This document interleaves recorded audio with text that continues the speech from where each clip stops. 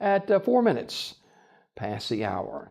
A U.S. serviceman from Sylacauga who died in World War II will be returning to his hometown later this month.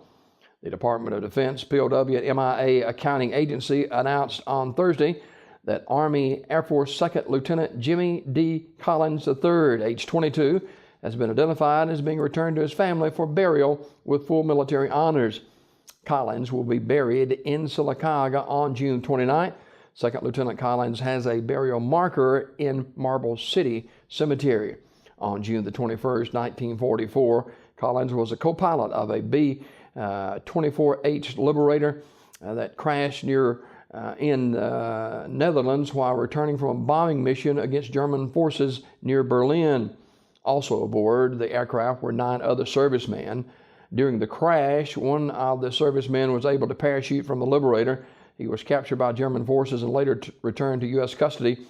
All other servicemen, including Collins, were reported as killed in action.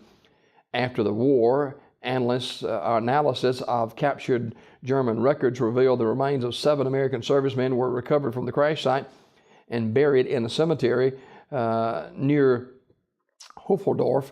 The U.S. Army Graves Registration Services personnel exhumed the remains and identified the 7 servicemen, leaving only Collins and the other servicemen unaccounted for. Between February 1946 and July 1947, AGRS conducted an investigation in the vicinity of the crash. No additional remains were recovered at that time.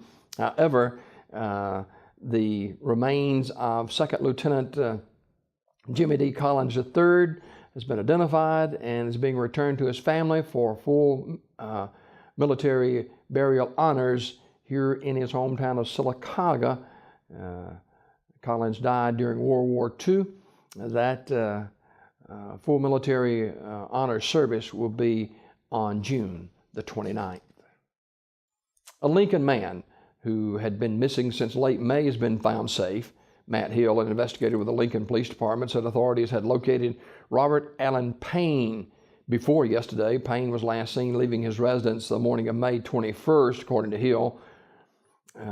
Payne was reported missing on June the 3rd. No other details are available at the moment. More drug arrests in Talladega County. 2 Talladega County residents have been arrested for felony drug charges stemming from 2 different incidents. Matthew Shane Green, age 23, was arrested Wednesday for manufacture and possession of a controlled substance, methamphetamine, and for possession of drug paraphernalia. According to Talladega County Drug and Violent Crime Task Force Commander Jason Murray, Green was arrested in connection with an incident Monday that had previously led to the jailing of Daniel Shane Hay, age 21, and Tyra Jordan Faulkner, age 18. Murray said Talladega County Sheriff's deputies responded to a domestic violence call on Center Hill Road near Sylacauga. When no one came to the door, Murray said deputies went around to the side of the building and discovered a shake and bake style meth cook through the open back door. Hay and Faulkner were arrested immediately, but Green was not at home at the time. And as of late yesterday, bond has not been set in Green's case. Now, the second arrest made also late Wednesday when Talladega police responded to a possible burglary call on Grogan Road. It was not immediately clear if there had been actual entrance to the target residence. Bobby Lee Trussell III, age 32, of Talladega, along with 2 females, then appeared to have fled the scene. According to Talladega Police Chief Jason Busby, the 2 females were never charged with anything. Officers chased Trussell for several blocks before one of them unholstered his weapon. Trussell then complied without further incident. Officers found a bottle containing Klonopin that Trussell did not have a prescription for. He was subsequently charged with possession of a controlled substance. That is a felony. Trussell had not had a preliminary hearing as of late yesterday. Talladega police are investigating a burglary at the city's Community Appearance Building on George Holdridge Lane sometime late Wednesday or yesterday morning, according to Chief Jason Busby. Busby said burglars apparently pulled out a window unit air conditioner to gain entrance to the building. The only item reported stolen was the air conditioner, which was valued around $100. As of late yesterday, no suspects in the case and no witnesses have come forward.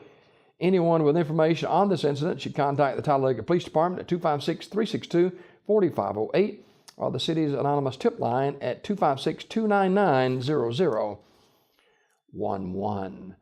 More news on Bluebell. The U.S. Food and Drug Administration has now confirmed that Sylacauga's Bluebell production facility has tested positive for listeria.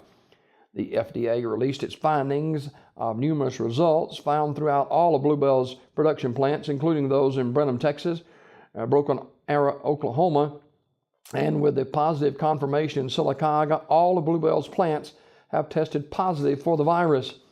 The FDA's released results showed samples collected on April 7th, 8th, and 20th. The former two samples tested positive for listeria. The FDA had not previously listed finding any of listeria virus in Sylacauga plant prior to its release this week. Third-party Kappa Laboratories of Miami was the first to successfully test listeria at the local Bluebell plant. The confirmed case came from a half-gallon of Bluebell cookies and cream ice cream. Moreover, the FDA released findings from the Alabama Department of Public Health dating back to 2010 that noted issues that may have led to listeria contamination. Findings in 2010 showed equipment was stored on the floor of the facility and the ceiling was in need of unspecified repair. Findings in 2011 showed that the ceiling and pipelines leaked, leading to standing water in the warehouse floor. Other observations included chocolate tank lids did not fit properly, leaving them open during processing. In 2012, the ADPH made notes that the facility needed to clean its tampering room before storing its products, clean a room identified as B4, and replace or clean filters on the cone line in its bakery, and alter the fruit processing step to ensure no contamination. Findings in 2013 and 2014 showed similar cases of products and ingredients not being taken care of properly. Bluebell has not yet responded to local media's inquiries into the findings. That is a look at local news this morning.